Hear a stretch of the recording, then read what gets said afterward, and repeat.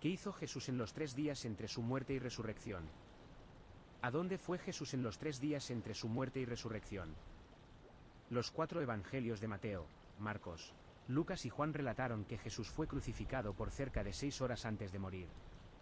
En el momento final, él habló las palabras inmortales «consumado es», según está registrado en el libro de Juan 19, versículo 30. Él entonces inclinó la cabeza y entregó su espíritu. Su cuerpo permaneció en la cruz solo por un corto periodo antes de ser bajado y envuelto para el sepultamiento por José de Arimatea con la ayuda de Nicodemo, uno de sus seguidores. 3 días después, su cuerpo y espíritu fueron reunidos y él resucitó de entre los muertos. Después de su resurrección, él se mostró a sus discípulos, comenzando por María Magdalena. Luego de eso, él ascendió al cielo. Sin embargo, muchos se preguntaron qué sucedió en los 3 días entre su muerte y resurrección. ¿A dónde fue Jesús? ¿Qué hizo él? Este episodio intentará responder a esas preguntas. La Biblia, particularmente los evangelios sinópticos, no ofrece un relato exhaustivo de las actividades de Jesús durante aquellos 3 días, también conocidos como descenso al infierno o descenso al limbo. Los evangelios de Mateo, Marcos, Lucas y Juan se enfocan principalmente en los eventos que llevaron a la crucifixión de Jesús y su resurrección. El periodo entre su muerte y resurrección está más arraigado en interpretaciones teológicas y tradiciones que en narrativas bíblicas explícitas. Sin embargo, podemos entender ese periodo tan importante. Una de las revelaciones más claras sobre el paradero de Jesús en los 3 días de muerte se puede obtener de su conversación en la cruz. Según la Biblia, Jesús fue crucificado junto a 2 ladrones. Uno de ellos le pidió a Jesús que se acordara de él cuando Jesús entrara en su reino. Lucas 23, versículo 42. A esto, Jesús responde: de cierto te digo hoy, estarás conmigo en el paraíso. Lucas 23, versículo 43. Esto implica que tras su muerte, Jesús fue al paraíso o al cielo. Esto tiene sentido porque en su salida Jesús declaró el compromiso de su espíritu en las manos de Dios que, como sabemos, no podría estar en ningún otro lugar sino en un lugar de felicidad y amor eterno que es el cielo. Pero hay otro relato interesante sobre el paradero de Jesús en 1 Pedro 3, versículos 18 al 20.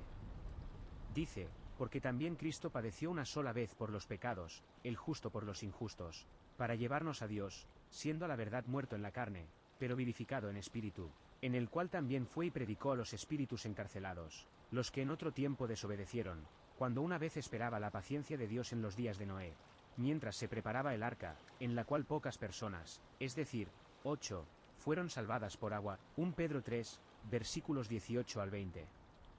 Este pasaje se puede interpretar de 2 maneras. Primero, se puede entender que Jesús, en algún momento entre su muerte y resurrección, fue al infierno o Hades e hizo algún tipo de anuncio a los espíritus que estaban presos allí. Desde esta perspectiva, esos espíritus a los que Jesús se dirigió podrían ser demonios o humanos, también podrían ser ángeles extraviados. Es probable que los espíritus mencionados en el pasaje sean ángeles caídos, son ángeles que fueron encarcelados por violar la ley de Dios junto con Lucifer, quien los engañó y los volvió contra su Dios.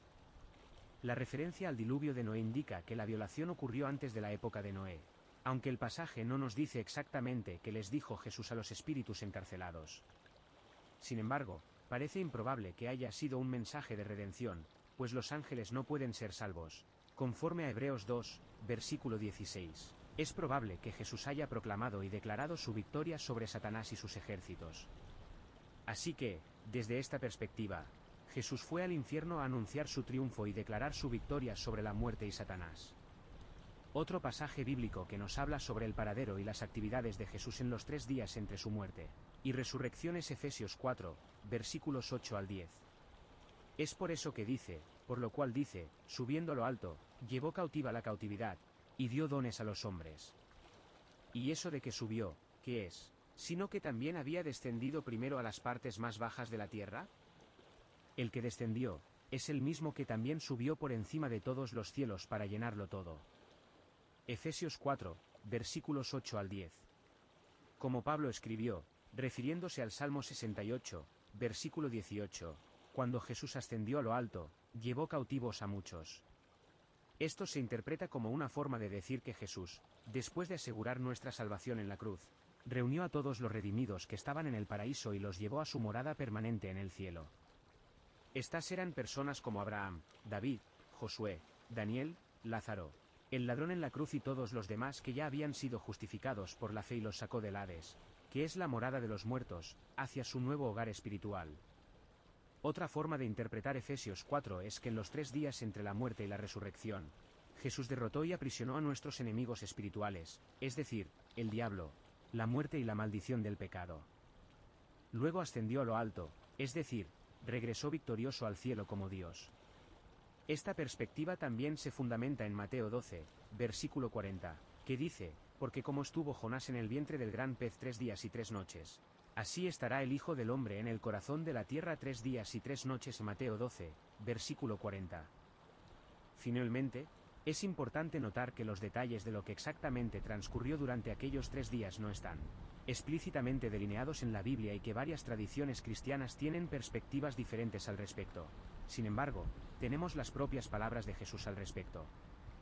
Él dijo, hoy estarás conmigo en el paraíso. Esto nos da la confianza para decir que Él fue al paraíso después de proclamar su victoria sobre la muerte y concluir su obra de redención. Gracias por ver, apóyanos suscribiéndote al canal, dando me gusta y compartiendo este vídeo.